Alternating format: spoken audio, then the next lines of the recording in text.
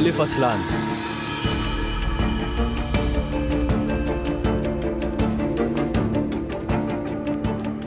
जी बोलिए। आपको हमारे साथ पुलिस स्टेशन चलना होगा। क्यों और किस लिए? आपके खिलाफ एक शिकायत है। कैसी शिकायत? इस बारे में आपको वहीं पता चल जाएगा।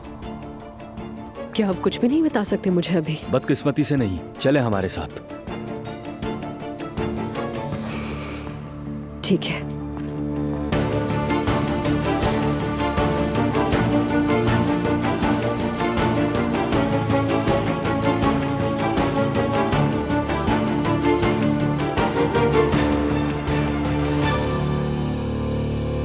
वो यहाँ आया और कहने लगा कि सारी गलती उसी की है, एलिफ की नहीं। मम्मी हो सकता है वो सच कह रहे हो। गलती कभी एक तरफा नहीं होती ज़ैनब। एलिफ ने उस आदमी को उकसाया और यहाँ भेजा। मुझे क्या पता, लेकिन शायद हो भी सकता है। मेरी तो अब बर्दाश्त खत्म हो गई है। इस कदर बेशर्मी और ढिठाई से कह रहा था कि मैं उसके पीछे भागा। मम्मी, मेरा नहीं ख्याल कि एलिफ को ये पता होगा कि अब्दुल्ला साहब यहाँ पे आए थे। वो नहीं चाहते कि एलिफ उदास हो, क्योंकि वो उसे बहुत चाहते हैं। अगर वो एलिफ को इतना चाहता तो उसे कभी इन हालात से दो चार ना करता। मैं तो पागल हो रही हूँ, मेरे आसाब जवाब दे गए। मेरे सामने एलिफ का नाम भी मत लेना, मैं उसके बारे में कुछ नहीं सुनना चाहती।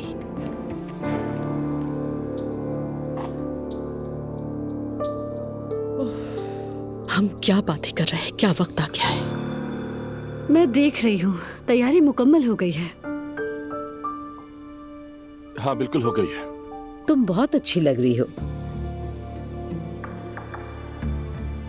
अम्मी, अगर इमाम साहब आ गई हूं तो क्या शुरू करें? वो बस पहुंचने वाली ही होंगी। बस ये जल्द खत्म हो जाए तो मेरा एक काम है, मैं उसके लिए निकलूंगा। ठीक है, इसमें देर नहीं लगेगी। हाँ, आ गई। हयात, जाकर दरवाजा खोलो।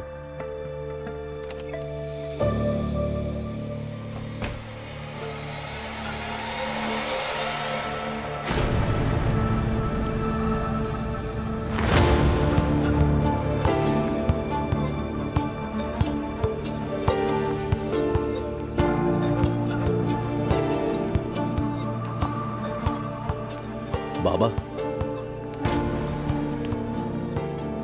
खैरियत तो है अब्दुल्ला साहब? कैसे गलती से रास्ता भूल गए अपना?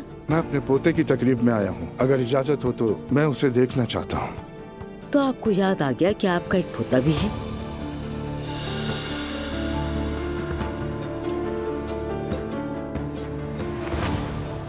भाभी, ये अपने पोते को देखना है, ऐसा ना करें, ये मुनासिब वक्त नहीं है। अम्मी, आज की तकरीब खराब मत कीजिएगा खुदा के लिए।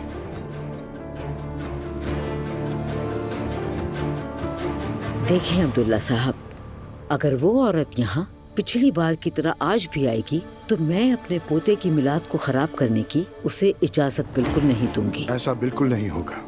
और जब तक मिलाद खत्म नहीं होगा फोन पे बात नहीं करेंगे, क्योंकि यहाँ आप अपने पोते के लिए आए हैं तो आप कुछ देर के लिए उस औरत से राब्ता नहीं करेंगे। अपना फोन बंद कर दें।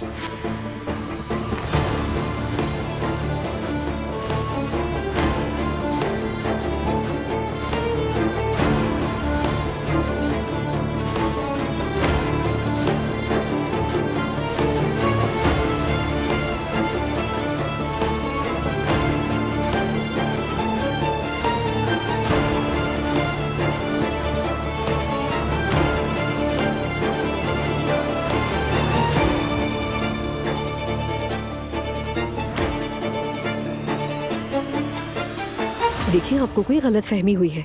मैंने किसी को तंग नहीं किया है। मगर मरियम मोनाल ने अपने वकील के हाथों सबूत भेजा है, जिससे कॉल आई वो नंबर आप ही का है। मैं कह रही हूँ आपसे, मैंने किसी को कॉल नहीं की। देखिए ऑफिसर, बात सुने, वो औरत मेरे पीछे लगी है और मुझ पर इल्जाम लगा रही है। देखिए मैडम, हमारे पास कॉल रिकॉर्ड मौजूद है, तो ये झूठ कैसे हुआ? मुझे नहीं पता, लेकिन मैंने कोई कॉल नहीं की किसी को। तो फिर किसने की? मुझे नहीं मालूम। तो फिर वो लोग शिकायत क्यों कर रहे हैं? ठीक है, तो फिर मैं भी शिकायत कर रही हूँ आपसे। लेकिन आप किस चीज की शिकायत करेंगी? हमारे पास मौत की धमकियाँ और ब्लैकमेलिंग के तहरीरी मैसेज मौजूद है। क्या? पहले मैं आपका बयान ले लूं, उसके बाद मुझे आपको हिरासत में लेना होगा। लेकिन मैंने कुछ किया ही नहीं है, तो फिर किस बात की हिरासत? मेरा ख्याल है कि आपको अपने वकील को कॉल करके बुला लेना चाहिए। ठीक है, मैं यहाँ से कॉल कर सकती हूँ? जी कर सकती हैं।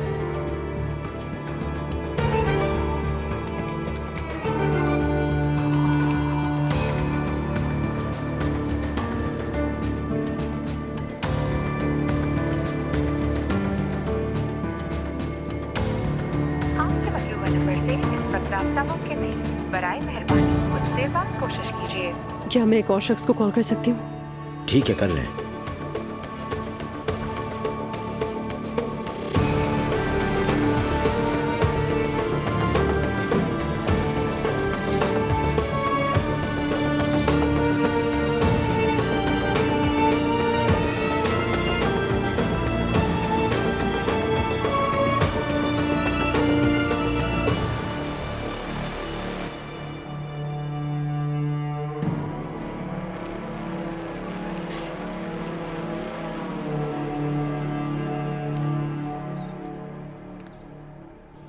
क्या सिचुएशन है वहाँ?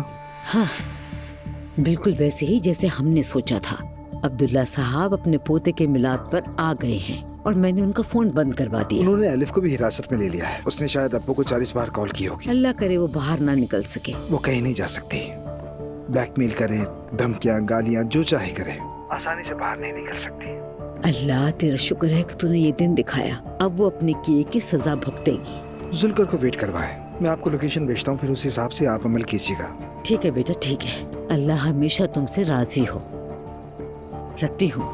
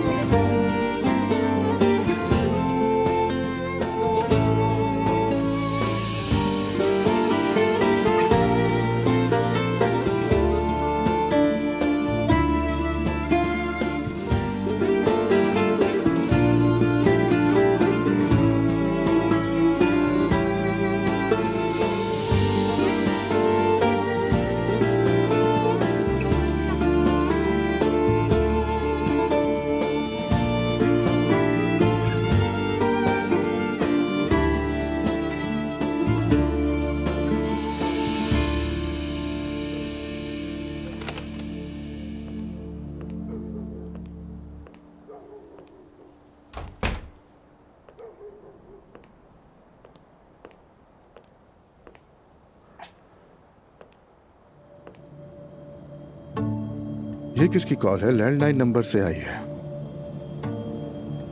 चलो खैर। एलिफ, आपके मतलूबा नंबर से इस वक्त रास्ता मुमकिन नहीं।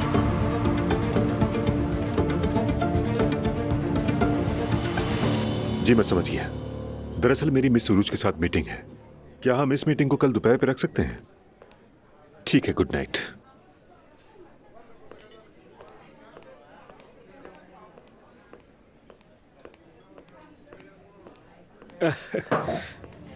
अस्सलाम वालेकुम, कैसे हैं आप? वालेकुम अस्सलाम। मेरा नाम करीम है। उरूज साहिबा आती ही होंगी। अच्छा ठीक है, मैं शायद गलत समझा, माफ कीजिएगा। अरे कोई बात नहीं, अक्सर लोगों को गलतफहमियां हो जाती हैं।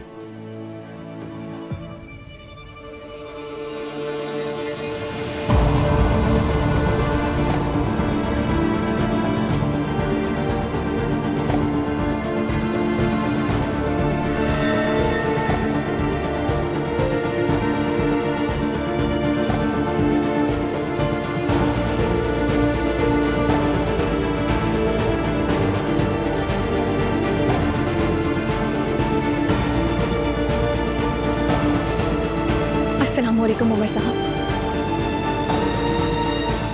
शाम बखैर। वालेकुम अस्सलाम। मैं उरूज हूँ। खुशी हुई आपसे मिलकर। बैठिए।